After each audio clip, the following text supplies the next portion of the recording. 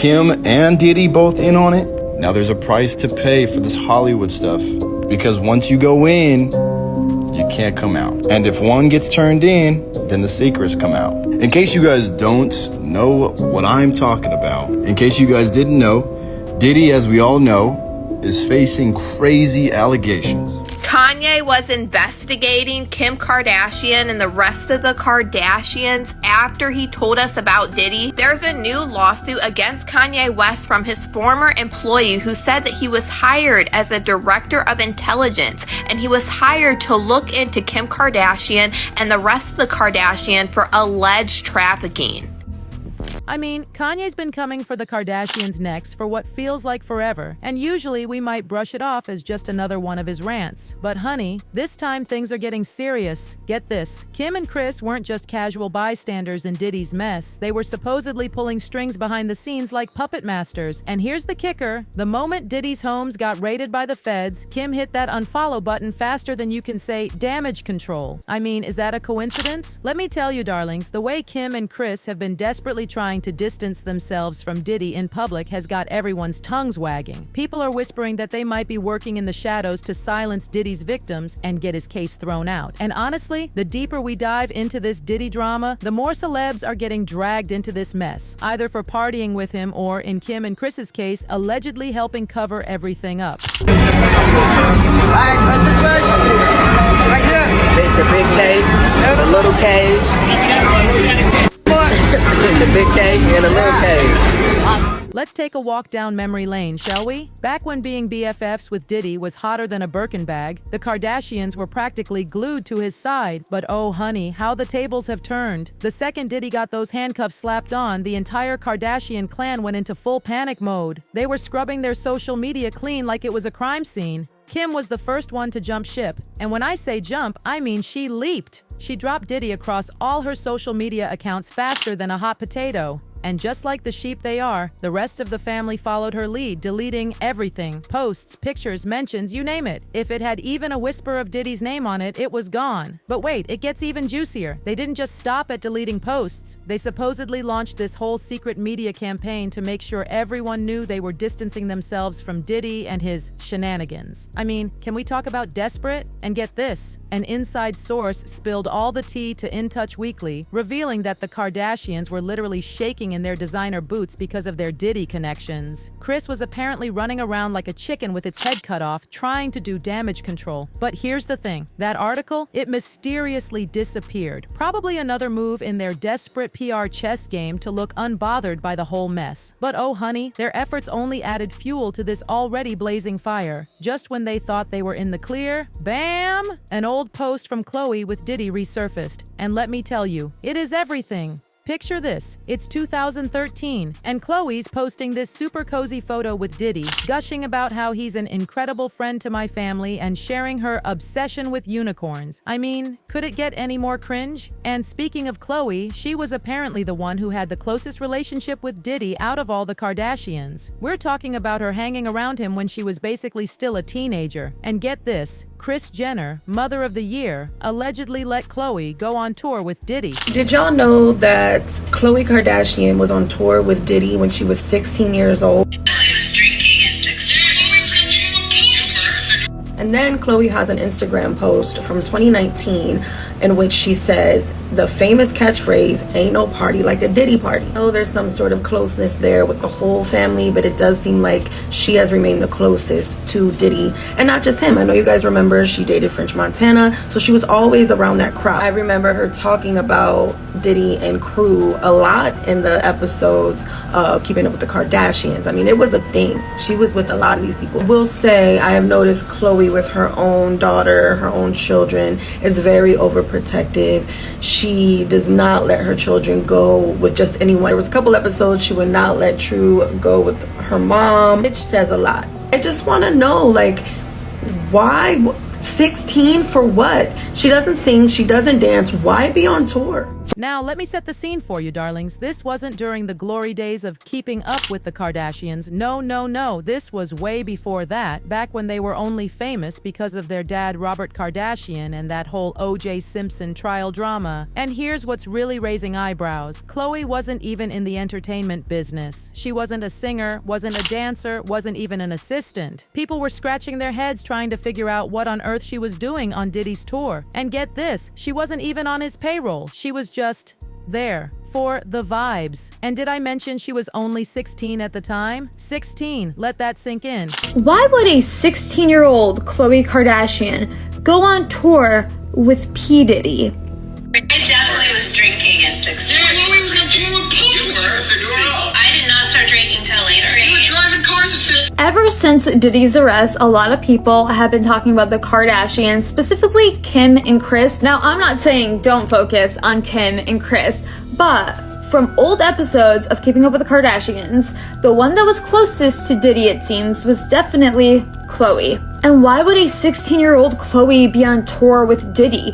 Khloe, from what we know, never sang, was never a singer or a dancer. So what was she doing on tour with him at 16 years old? And we also know that this relationship has been going on for years then. Probably before she was 16. Now let me tell you, we'll probably never know the real reason why a 16-year-old Khloe was allowed to run around with that crowd, but it sure has people talking. But honey, this is just one piece of this scandalous puzzle. You won't believe what happened next. There's this clip from QWTK that's been making the rounds, and oh my god, Khloe was spilling all the tea about these wild Diddy parties she'd been to. She was having this conversation with Kourtney, and let me tell you, she did not hold back. She's talking about people in their birthday suits, if you know what I mean, and confirming that these infamous parties were everything people said they were. And when Kourtney pressed for more details, baby, Khloe was ready to name names. She started dropping bombs about who was there, including Justin Bieber, who was only 20 at the time. So who was with you this weekend? A bunch of my friends. Diddy, Quincy, Justin Bieber, So far, French so good. Montana. At 5:30 a.m. of this party, I think half the people there were butt naked. You would have loved it. Speaking of the Biebs, apparently he was one of Diddy's boy toys back then, but that's tea for another day. What's really interesting is how Kourtney was practically dying of FOMO after hearing about these parties. I mean, given what we know now about what allegedly went down at these gatherings, their excitement about being in that environment is, well, let's just say it speaks volumes about their relationship with Diddy. But hold on to your seats, because Khloe's connection to Diddy might actually be the most innocent one in the family. Let's talk about Kim, shall we? The earliest sighting of Kim at a Diddy party was when she was still Paris Hilton's little sidekick stylist. But by 2008, honey, she was everywhere Diddy was, showing up at all the A-list events. The rest of the Kardashian clan quickly followed suit. In 2009, Khloe was living it up at one of Diddy's famous white parties at his Beverly Hills mansion. Then in 2010, Kim and Kourtney were spotted at Andre Harrell's birthday bash with Diddy. And let me tell you something, with how carefully orchestrated the Kardashians' lives are, these weren't just random coincidences. And who's the puppet master behind all this perfectly planned chaos? None other than momager extraordinaire Kris Jenner. She and Diddy have apparently been thick as thieves for years. She was so determined to get her girls in Diddy's circle, it was almost suspicious. Remember when she had her own show? She had Diddy on as a guest, and he was flirting up a storm, claiming he'd had a crush on her for a long time. At first, everyone thought it was just friendly banter, but now, people are giving that whole interaction some major side-eye. And then there's this cozy little picture from 2012 of Kris and Diddy that's got everyone talking. This week I've been sent this clip of P. Diddy and Kris Kardashian chatting literally hundreds of times. This clip was taken in 2013 at a Hollywood Walk of Fame event celebrating Babyface. I can only assume they're talking about Khloe Kardashian because Khloe went with Kris to this event. I've also been sent clips of P. Diddy right before he got arrested and Kendall Jenner in Dubai. Here's what I'm seeing. It was so freaking amazing, and that girl, Val, is it Val? She has her ish together, like really. It was super cool, and I don't think she thought she was gonna flake on us, did she? Because that night, she was like, thought she was getting interviewed. But she had the best time. She thought it was like such a cool place, and I love that.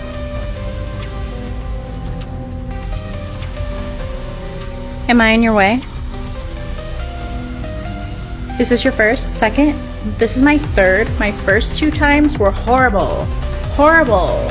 This is so fun.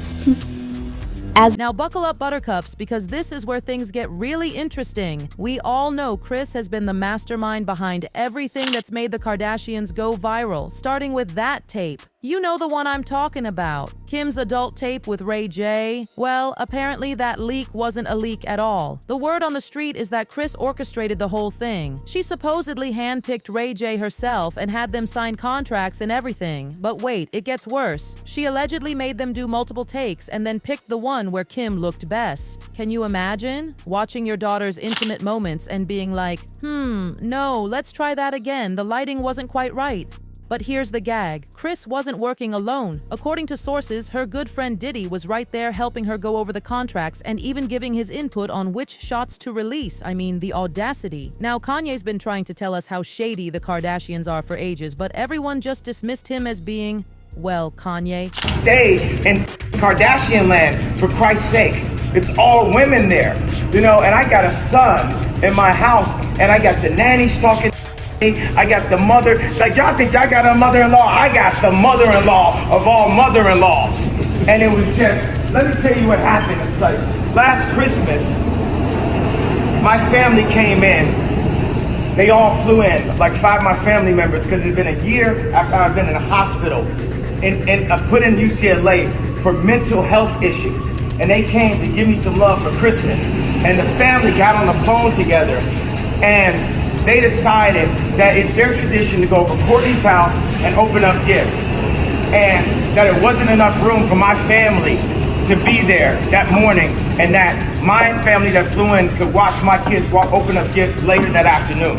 And I didn't have a voice, and there was no man with a voice in that family. So yeah, I'm hurt. Yeah, I'm hurt by a lot of shit. But mostly I miss my dad. But hold on to your wigs, because ever since people started connecting these dots between Diddy and the Kardashians, Kanye's rants are starting to make a lot more sense. And speaking of connections, let's talk about Kris's boyfriend, Corey Gamble. Rumor has it he used to be Diddy's errand boy, and get this, he might have been involved in cleaning up after Kim Porter's death. Word on the street is that Diddy hired someone to sweep through Kim's house after she passed away, removing anything that might link him to her death. And guess who that someone allegedly was?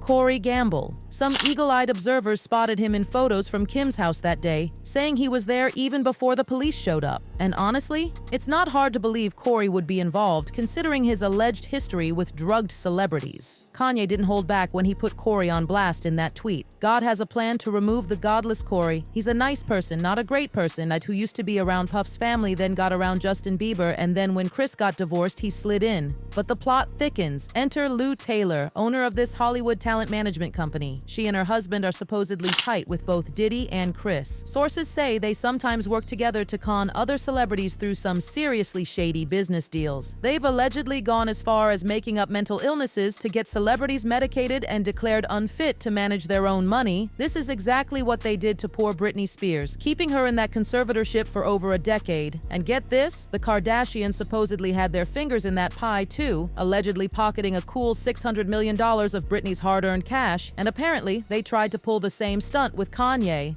They tried to medicate me. I was exhausted. They wrongly diagnosed me. And when I asked them, how much lithium did you want to put me on exactly? It took them 4 days to answer because they were embarrassed about the amount, right? And I refused to take this, right? You understand that if I had taken the medication, I would not be here, and it would have been, he was deeply troubled. We miss him. We love his music, though.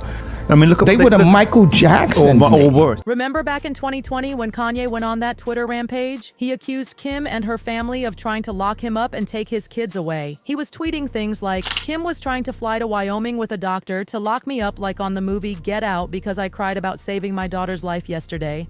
And Kim tried to bring a doctor to lock me up.